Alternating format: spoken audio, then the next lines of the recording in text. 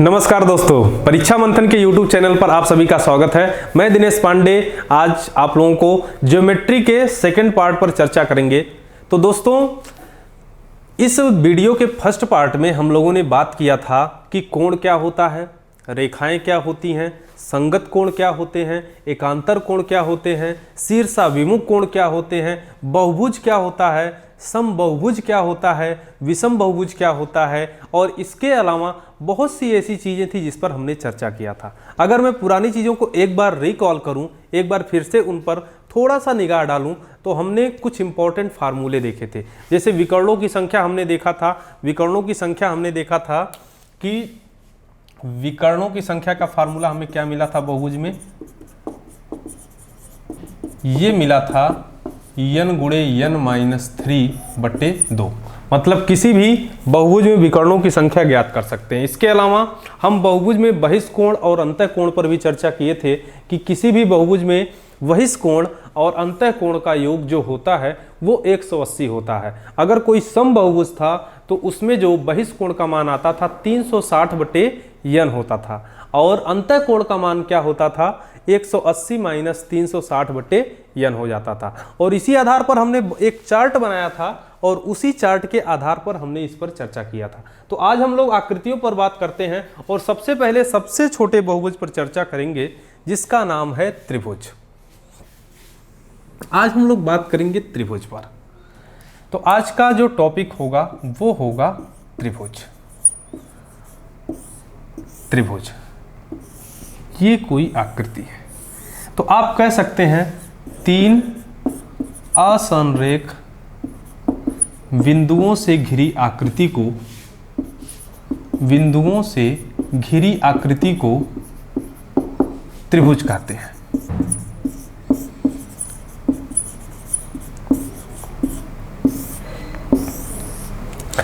त्रिभुज मतलब जिसकी तीन भुजाएं होंगी। त्रिभुज के आंतरिक कोणों का योग कितना होता है, 180 होता है। ये सारे चीजें कहाँ से आती हम लोग प्रीवियस वीडियो में चर्चा कर चुके हैं। त्रिभुज में कोई भी विकर्ण प्राप्त नहीं होता है। तो हम लोग आज त्रिभुज पर कुछ इंपॉर्टेंट बातें करेंगे कि अगर मान लीजिए ये कोई त्रिभुज है जिसका नाम है ABC,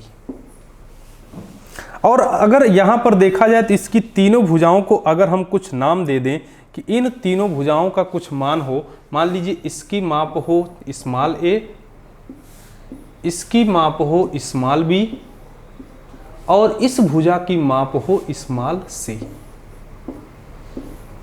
इस भुजा की माप हो स्मॉल c।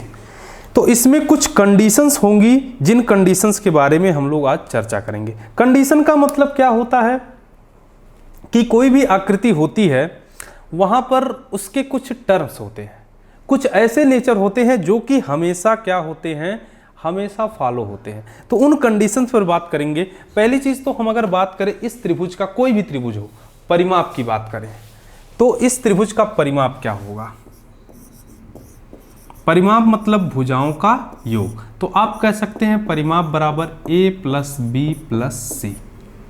अगर इसी का मैं अर्ध परिमाप की बात करूं कि अर्ध परिमाप क्या होगा, तो आप कह सकते हैं कि a + b + c/2, ये इसका अर्ध परिमाप हो जाएगा। तो आज थोड़ा सा पहले हम लोग इसकी कंडीशंस के बारे में देखते हैं कि हमारे त्रिभुज की क्या क्या कंडीशंस हो सकती हैं। तो सबसे पहले हम लोग कंडीशन में देखिए, पहली चीज तो आप ये जान लीजिए कि किसी भी त्रिभुज की दो भुजाओं का योग तीसरी भुजा से अधिक होगा। मतलब आप कह सकते हैं कि कोई भी त्रिभुज हो, कोई भी त्रिभुज हो, उसकी पहली कंडीशन दो भुजाओं का योग, दो भुजाओं का योग तीसरी भुजा से अधिक होगा, तीसरी भुजा से अधिक होगा। इसका मतलब क्या होगा कि अगर मैं बात करूं a + c, ये ऑलवेज ग्रेटर देन होगा b से। या फिर आप सेकंड कंडीशन क्या बोल सकते हैं, a + b is greater then होगा c से। या फिर थर्ड कंडीशन क्या बोल सकते हैं, थर्ड बोल सकते हैं कि b + c is greater than A से होगा। तो पहली कंडीशन ये होती है कि त्रिभुज की किसी भी दो भुजाओं का योग तीसरी भुजा से अधिक होता है। अच्छा, एक चीज और कि अगर त्रिभुज के दो भुजाओं का योग तीसरी भुजा से अधिक है तो इसका रिवर्स भी हो सकता है कि किसी भी त्रिभुज की दो भुजाओं का अंतर तीसरी भुजा से कम होता है। त्रिभुज की किसी भी दो भुजाओं का अंतर तीसरी भुजा से कम होता है, ये भी बात बोली जा सकती है। तो पहली कंडीशन तो ये होगा कि दो भुजाओं का योग तीसरी भुजा से अधिक होगा। तो आप कह सकते हैं कि त्रिभुज की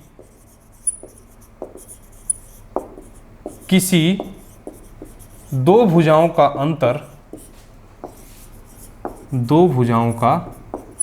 अंतर तीसरी भुजा से कम होगा, तीसरी भुजा से कम होगा। अंतर मतलब क्या है? जो बड़ा होगा उसमें से छोटे वाले को घटा दें। जैसे अगर मैं बात करूं दो भुजाओं का अंतर मतलब a माइनस बी, ये हमेशा कम होगा c से। दो भुजाओं का अंतर हमेशा तीसरी भुजा से कम होगा। या फिर आप कह सकते हैं a minus C is less than b, या फिर आप कह सकते हैं b minus C is less than a। तो फर्स्ट में हमने क्या कंडीशन देखी थी? फर्स्ट में हमने कंडीशन देखा था कि a plus B always greater than c और a plus C always greater than b या b plus C always greater than a। मतलब दो भुजाओं का योग हमेशा तीसरी भुजा से अधिक होगा और दो भुजाओं का अंतर हमेशा तीसरी भुजा से कम होगा। उम्मीद है ये दोनों बात आपको समझ में आ गई होंगी। तो ये त्रिभुज के कंडीशंस हैं हमेशा।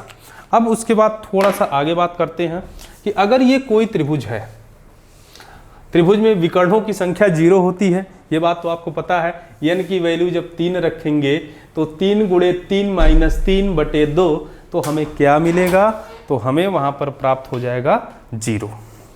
अब थोड़ा सा बात करते हैं इसके परिमाप पर और इसके क्षेत्रफल पर और इसके माध्यिका पर और इसके और पॉइंट पर। तो परिमाप पर हमने चर्चा कर लिया था कि परिमाप कितना होता है? तीनों भुजाओं का योग यानी a प्लस बी प्लस सी। अर्ध परिमाप क्या हो जाएगा? इसी का आधा।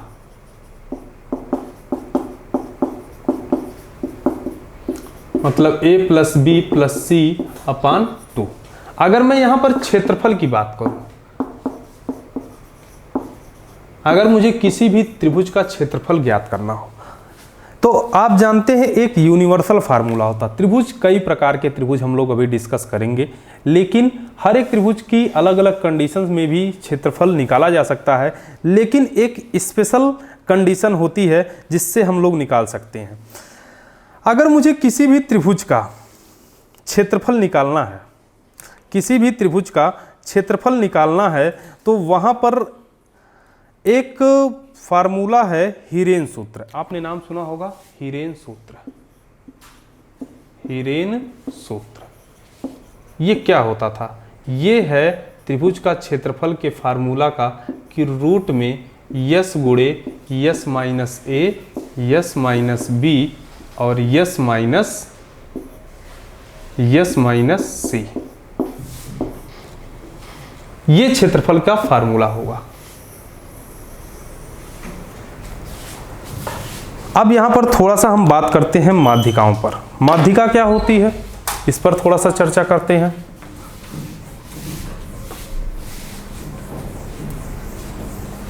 ये तो नॉर्मल कंडीशन हो गई जिन पर हम लोग चर्चा करने वाले हैं। अगर कोई भी एक त्रिभुज है, कोई भी एक त्रिभुज है ए बी सी, कोई भी एक त्रिभुज है, अगर इस त्रिभुज में माध्यिकाओं की बात किया जाए और माध्यिकाओं का हम नाम भी थोड़ा सा कर देते हैं। अगर बी माध्यिका मतलब क्या होता है? माध्यिका, माध्यिका मतलब त्रिभुज के किसी भी शीर्ष से सम्मुख भुजा पर खींची गई सीधी रेखा। जो कि उस दूसरी वाली भुजा को 2 बराबर भागों में बांटती है। मतलब माध्यिका की एक नॉर्मल परिभाषा हम बोल सकते हैं कि किसी भी त्रिभुज की एक शीर्ष से सम्मुख भुजा के मध्य बिंदु पर खींची गई रेखा ही माध्यिका कहलाती है। मतलब किसी भी शीर्ष से सम्मुख भुजा के मध्य बिंदु पर खींची गई सीधी रेखा क्या होती है? माध्यिका कहलाती है। तो आप कह सकते हैं कि अगर यहां पर ए से इस वाले बिंदु पर खींच सकते हैं, इस वाले बिंदु से इस वाले बिंदु पर खींच सकते हैं, तो ये यहां पर आप कह सकते हैं कि अगर मैं नामकरण कर दूं, ये है डी पॉइंट, ये है ई पॉइंट, ये है एफ पॉइंट, तो आप कह सकते हैं कि बी डी बराबर डी सी होगा, क्योंकि ये माध्यिका है। इसी प्रकार से आप कह सकते हैं कि सी एफ बराबर एफ ए होगा। इसी प्रकार से आप कह सकते हैं कि बी ई बराबर ए ई होगा।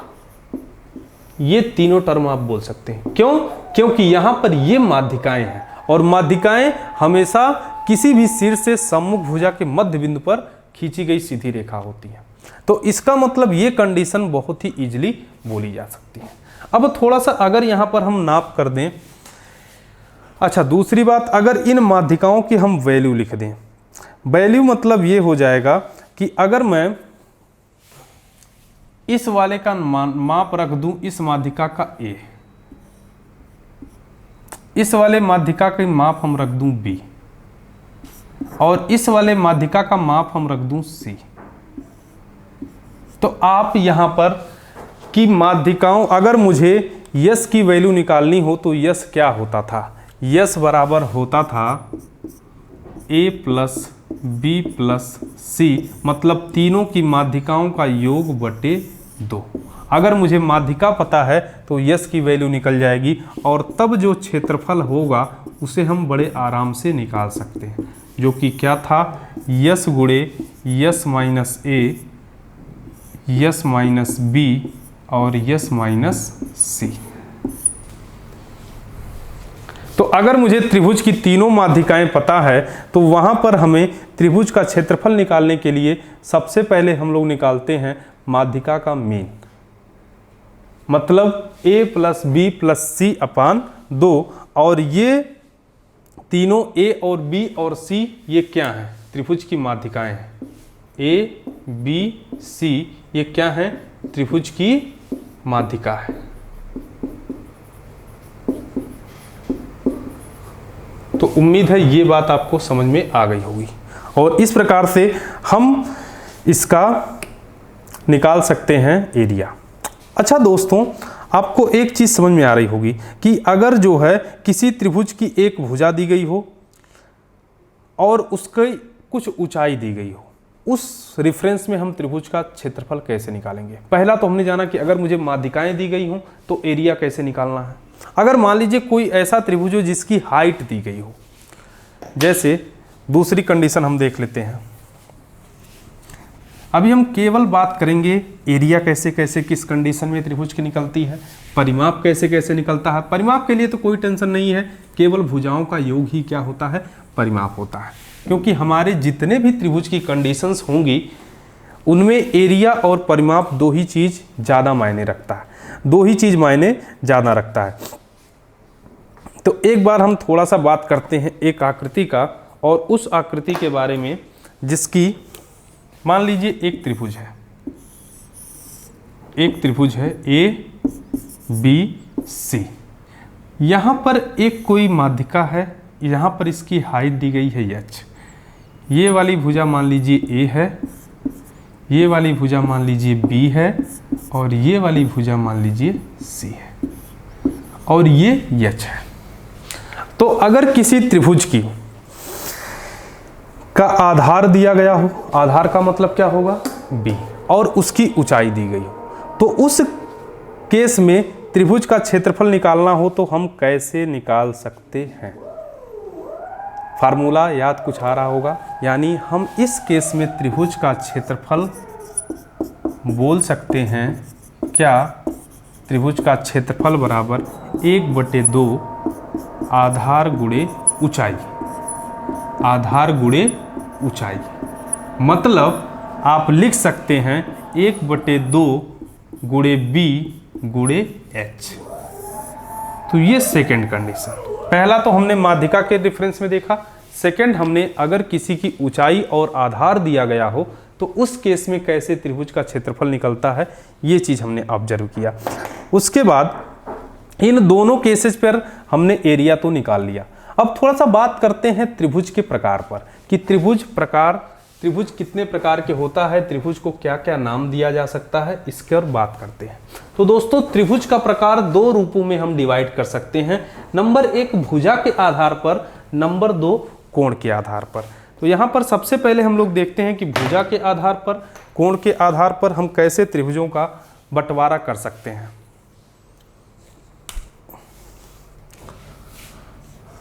फर्स्ट क्या देखेंगे, भुजा के आधार पर। त्रिभुज का प्रकार पहला होगा भुजा के आधार पर। त्रिभुज कितने प्रकार होते हैं। सेकंड हम लोग देखेंगे कोण के आधार पर त्रिभुज के प्रकार।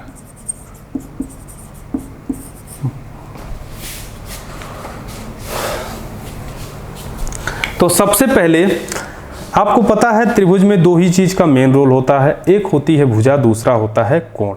तो अगर मैं त्रिभुज के प्रकार, अब मैं बात करूं कोण के आधार पर कि कोण के आधार पर त्रिभुज के कितने प्रकार होते हैं।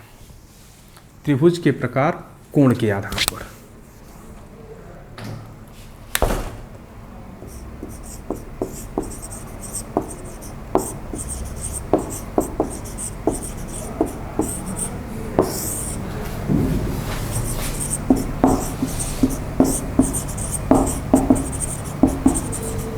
तो दोस्तों कोण के आधार पर त्रिभुज को 3 प्रकार से बांटा जा सकता है। 3 प्रकार से बांटा जा सकता है। पहला क्या, न्यून कोण त्रिभुज।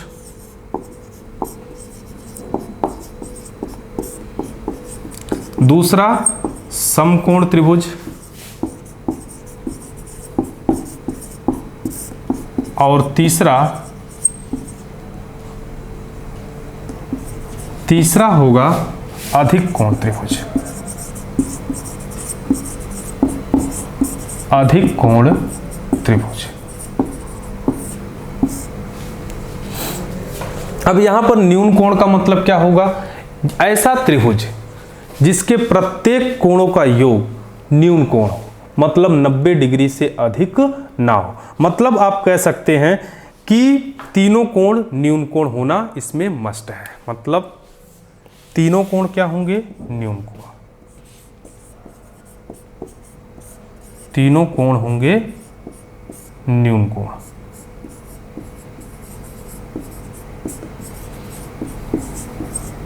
तो ऐसे त्रिभुज को क्या बोलेंगे, न्यून कोण त्रिभुज। अब उसके बाद बात आती है समकोण त्रिभुज। समकोण त्रिभुज और अधिक कोण त्रिभुज का एक ही कोण ऐसा होगा जो समकोण होगा या फिर अधिक कोण होगा। मतलब इसमें तीनों कोण की बात नहीं होती, केवल एक कोण क्या होगा, समकोण होगा। एक कोण क्या होगा, समकोण होगा। हाइट और डिस्टेंस में इस वाले त्रिभुज का बहुत योगदान होता है। और अधिक कोण में भी क्या होगा, इसमें एक कोण अधिक कोण होगा। एक कोण क्या होगा, अधिक कोण होगा। अधिक कोण होगा। अब यहां पर थोड़े से इनके नेचर के बारे में समझते हैं कि अगर न्यून कोण है, समकोण है और अधिक कोण है, तो इन तीनों के नेचर के आधार पर चीजों को और कैसे समझा जा सकता है। देखिए दोस्तों, अगर न्यून कोण त्रिभुज है तो हमको पता है प्रत्येक कोण क्या होगा, न्यून कोण होगा। समकोण है तो एक कोण समकोण होगा। अधिक कोण है तो एक कोण क्या होगा, अधिक कोण होगा। तो आप कह सकते हैं कि सर कि क्या अगर मैं तीनों भुजाओं की बात करूं तो क्या C का square is less than A का स्क्वायर प्लस B का स्क्वायर होगा।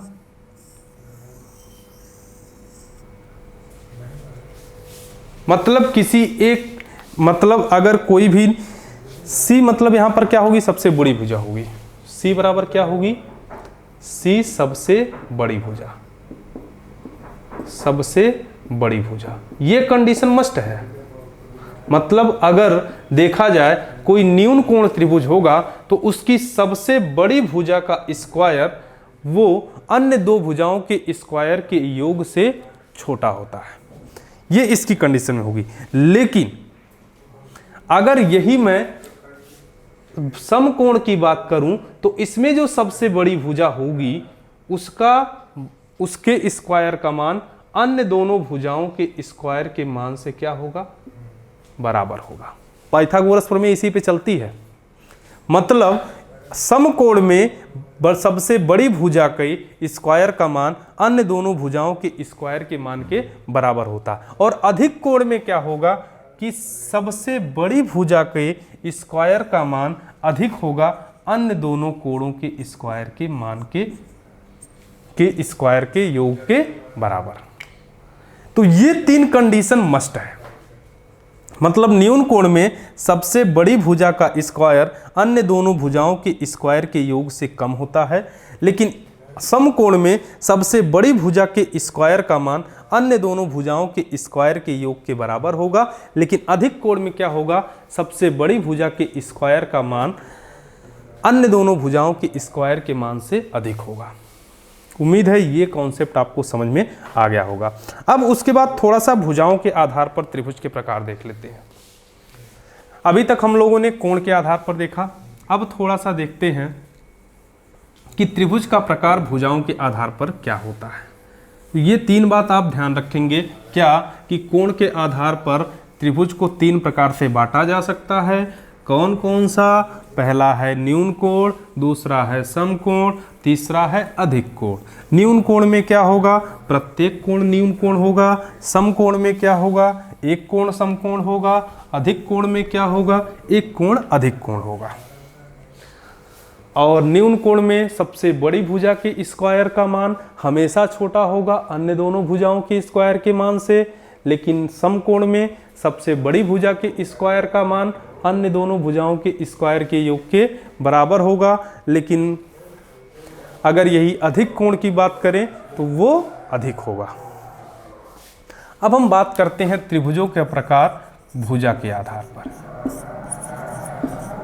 भुजा के आधार पर खूब पढ़िए, इतना पढ़िए, जी जान लगा दीजिए, क्योंकि पढ़ाई ही एक ऐसी चीज है जो हमें बहुत दूर तक ले जा सकती है। और नींद चैन हर एक चीज भूल के इतना रम जाइए कि नौकरी खुद कहे कि भैया आप हैं कहाँ, ढूंढते हुए आपके पास आए। इतना पढ़िए, कॉन्सेप्ट इतना क्लियर होना चाहिए कि हमारे कोई भी प्रश्न परीक्षा में हमसे चूकने ना पाए। और दोस्तों, अगर हमारी और आपकी मेहनत एक अच्छे ढंग से, एक अच्छे व्यवस्थित तरीके से अगर चलेगी तो कोई भी ऐसा एग्जाम नहीं होगा जो क्रैक नहीं होगा। क्योंकि सबसे जरूरी चीज होती है डेडिकेशन, कि हम लोग स्टडी किस प्रकार से कर रहे हैं। तो इसलिए एकदम जी जान से हर एक चीज को समझना है, हर एक चीज को देखना है। अब आइए हम बात करते हैं कि भुजाओं के आधार पर त्रिभुज कितने प्रकार का होता है। तो भुजाओं के आधार पर भी त्रिभुज को तीन प्रकार से बांटा गया है। पहला होता है समबाहु त्रिभुज, समबाहु त्रिभुज। दूसरा है समद्विबाहु त्रिभुज, समद्विबाहु त्रिभुज। और तीसरा होगा आपका विषमबाहु त्रिभुज। क्या होगा? विषमबाहु त्रिभुज।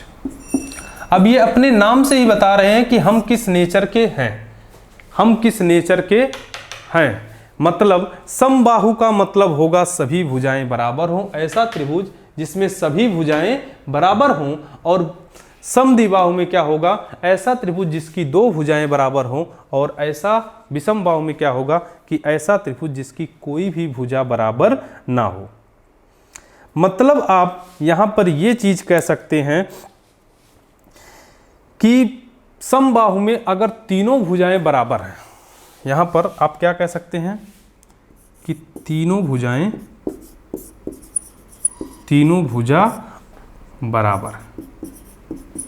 तो यहां पर आप एक बात और कह सकते हैं कि अगर तीनों भुजा बराबर हैं तो तीनों कोण भी बराबर होंगे, तीनों कोण भी बराबर होंगे। मतलब आप ये कह सकते हैं कि त्रिभुज के तीनों कोणों का योग कितना होता है 180, मतलब प्रत्येक कोण क्या 60 डिग्री का होगा? हाँ होगा, मतलब प्रत्येक कोण कितना का होगा 60 डिग्री का, प्रत्येक कोण होगा 60 डिग्री का। उम्मीद है ये बात आप पे समझ में आ गई होगी। मतलब हमें जब भी समबाहु त्रिभुज का मान, समबाहु त्रिभुज आए तो हमारे माइंड में क्या आना चाहिए? प्रत्येक कोण 60 डिग्री का होगा। क्यों? क्योंकि तीनों भुजाएं बराबर हैं तो तीनों कोण बराबर होंगे, और त्रिभुज के अंतः कोण का योग कितना होता है 180। तो इसका मतलब हो जाएगा प्रत्येक कोण कितना हो जाएगा 180/3, यानी कि 60 हो जाएगा। अच्छा, उसके बाद हम बात करते हैं समद्विबाहु में। समद्विबाहु में आप कह सकते हैं कि दो भुजाएं बराबर होती हैं। चलिए मान लेते हैं दो भुजा बराबर होंगी, तो इसका मतलब इन दोनों भुजाओं के सम्मुख कोण भी बराबर होंगे, दोनों भुजाओं के सम्मुख कोण भी बराबर होंगे, सम्मुख कोण भी बराबर होंगे। लेकिन तीसरी भुजा इनके बराबर नहीं होगी, तो ना तीसरा कोण इनके बराबर होगा। तो हमें इतना समझ में आ गया कि समद्विबाहु में जब दो भुजाएं बराबर हैं तो दो कोण भी बराबर होंगे, लेकिन विषमबाहु में ना कोई भुजा बराबर होती है ना कोई कोण, ना कोई भुजा बराबर और ना तो कोई कोण। तो उम्मीद है त्रिभुज के प्रकार आपको समझ में आ गया होगा। त्रिभुज कितने प्रकार का होता है? त्रिभुज कोण के आधार पर हो या फिर भुजा के आधार पर हो, आप कह सकते हैं 3 प्रकार का होता है। कोण के आधार पर न्यून कोण, समकोण, अधिक कोण, और भुजा के आधार पर क्या होगा? समबाहु, समद्विबाहु और विषमबाहु। अगर हम मान लेते हैं कोई एक त्रिभुज है जिसकी तीनों भुजाओं की कंडीशन हमें दी गई हो और वहां पर हमें कुछ और स्थितियां पूछी जाएं, जैसे आइए बात करते हैं।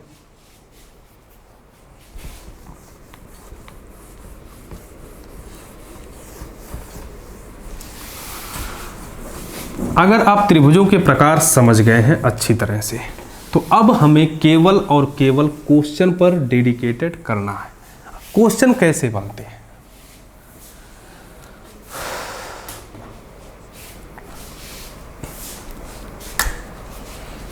ये एक त्रिभुज है, इस त्रिभुज का मान लीजिए हमने नामकरण कर दिया ABC, और इन त्रिभुज के जितनी भुजाएं हैं इनके माप की भी बात कर देते हैं कि अगर ये है A, ये है B और ये है C। अगर A के सम्मुख वाले कोण को हम नाम दे दें A का, C भुजा के सम्मुख वाले कोण का नाम दे दें C का, और B के सम्मुख वाले भुजा का, इसके सम्मुख के भुजा का नाम दे दें B, कोण का नाम हम दे देते हैं। यार इसको अगर ध्यान से देखें तो हमारे माइंड में क्या बातें आती हैं। यदि तीनों की हम बात करें केवल एंगल और भुजा को लेकर के, कि अगर कोण C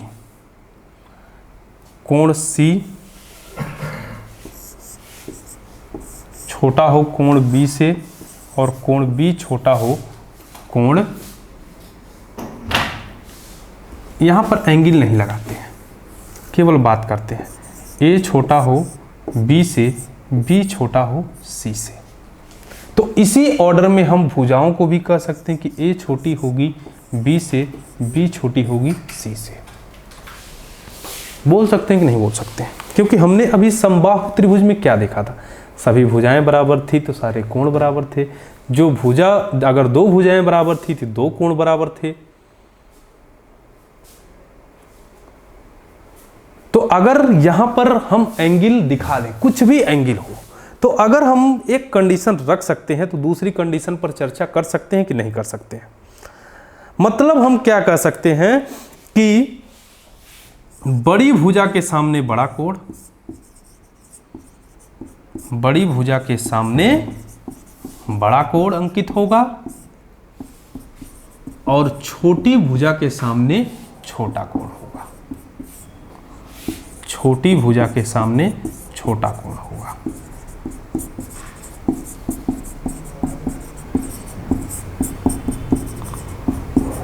छोटा कोण होगा। ये बात बोली जा सकती है, एकदम बोली जा सकती है। उम्मीद है ये बात आपको समझ में आ गई होगी। अब थोड़ा सा हम आते हैं क्वेश्चन पर। आइए दोस्तों, अब बात करते हैं, छोटे छोटे क्वेश्चन लेंगे, एरिया निकालेंगे, कोण निकालेंगे और पता नहीं क्या क्या करेंगे। और अब सारी चीज़ें, अब हमें टाइम नहीं लगेगा क्योंकि हमने सारे कॉन्सेप्ट सीख लिए, और सारे कॉन्सेप्ट सीख लिए तो हमें कुछ भी करना हो हम आराम से कर सकते हैं। तो आइए सबसे पहले हम बात करते हैं यहाँ पर कि अगर, अच्छा, समद्विभाजित रेखा या फिर समद्विभाजित कोण या ऐसा कुछ होगा कि मतलब कोई, अगर मान लीजिए एक त्रिभुज है, थोड़ी देर और बेसिक पर चर्चा कर लेते हैं।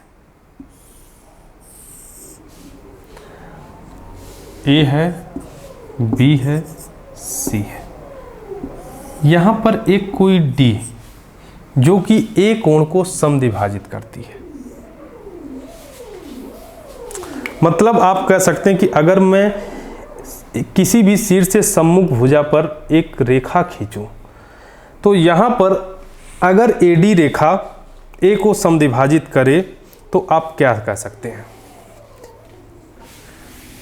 अगर यदि एडी रेखा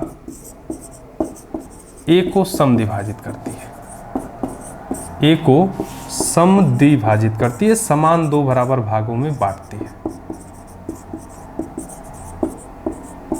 तो आप कह सकते हैं बीडी अनुपाते डीसी। समद्विभाजित का मतलब क्या होता है, समान बराबर भागों में बांटना, समान बराबर भागों में बांटना।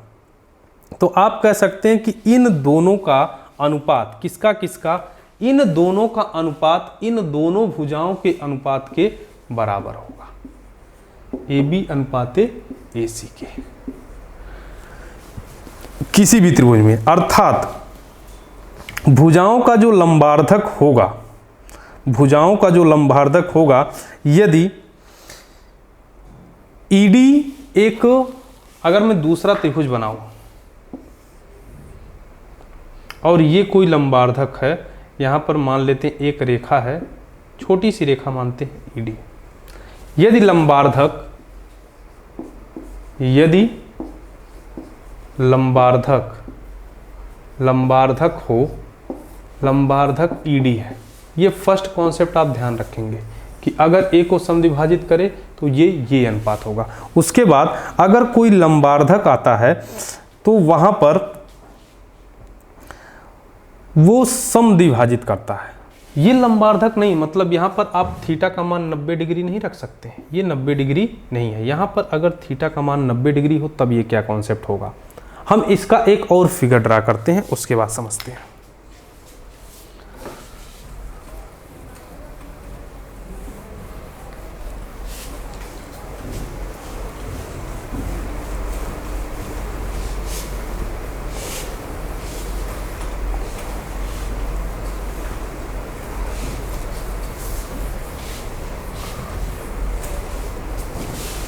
ए को समद्विभाजित करना और लंबार्धक करना। जैसे ये कोई एक त्रिभुज है, त्रिभुज का नाम है ए बी सी। एक कोई लंबार्धक है डी,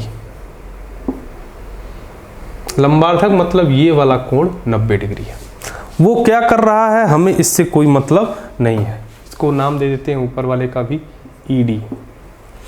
अगर हम कहते हैं कि यदि ईडी रेखा अगर जो है बीसी की लंबार्धक है, ईडी रेखा बीसी की लंबार्धक है, ईडी रेखा बीसी की लंबार्धक है, तो क्या कंडीशन हो सकती है इस पर? लंबार्धक मतलब वो इस पॉइंट पर बीसी रेखा पर जहां पर मिलेगा दोनों तरफ 90-90 डिग्री का कोण बनना मस्ट है। तो यहां पर हमें एक चीज समझ में आनी चाहिए, वो क्या कि BD बराबर DC होगा, और अगर ED BC पर लंब होगी, BD बराबर क्या होगा? DC होगा। BD बराबर क्या होगा? फिर DC होगा अगर लंबार्धक है। तो अगर ED BC पर लंब होगी, मतलब अगर ED लंब किस पे होगी? BC पर। तो ये कॉन्सेप्ट हमें ध्यान में रखना होगा। लंबार्धक होगा तो ये दो बराबर भागों में बांटेगा, उम्मीद है। और ये इसी को समद्विभाजक बोलते हैं, मतलब हम कह सकते हैं कि लंबार्धक को समद्विभाजक भी बोल सकते हैं, समद्विभाजक भी बोल सकते हैं कि ये सामने वाली भुजा को दो बराबर भागों में बांटेगा। लेकिन अगर ये लंबार्धक नहीं है, मतलब ये थीटा 90 डिग्री के बराबर नहीं है, तो ये दोनों भुजाएं मतलब ए बी सी अगर मैं नाम दे दूं तो A B not equal to B C. लंबार्धक है तो उसको मतलब सामने वाली भुजा को 90 बराबर भागों में बांटेगा, अदरवाइज वो नहीं बांटेगा। उम्मीद है ये बात आपको समझ में आ गई होगी। अब उसके बाद हम आगे थोड़ा सा देखते हैं। हम लोग केवल और केवल कॉन्सेप्ट देखें। देखो कॉन्सेप्ट इज पावर। कॉन्सेप्ट अगर हमारा क्लियर है तो हमें कोई भी क्वेश्चन फंसा नहीं सकता, और यही सारे ऐसे कॉन्सेप्ट हैं जो कि हमारे क्वेश्चन को करने में हमारी बहुत मदद करते हैं। तो हमने सीखा क्या? हमने लंबार्धक सीखा, और उसके बाद अगर मान लीजिए शीर्ष लंब की ऊंचाई ज्ञात करनी हो, अच्छा शीर्ष लंब हो गया, या फिर त्रिभुज के माध्यिकाओं की माप निकालना हो, ये सारी चीज़ें आज थोड़ा सा समय का अभाव है, हम लोग अगले वीडियो में चर्चा करेंगे। तो अगले वीडियो में हम लोग त्रिभुज के 2-3 टर्म और हैं उस पर चर्चा करेंगे, उसके बाद त्रिभुज पर हम लोग क्वेश्चन करेंगे, उसके बाद फिर अगले दूसरे बहुभुज पर हम लोग बात करेंगे, ठीक है ना। तो मिलते हैं फिर अगले वीडियो में एक नए विभिन्न प्रकार के क्वेश्चनों के साथ। तब तक के लिए जय हिंद, शुक्रिया, नमस्कार।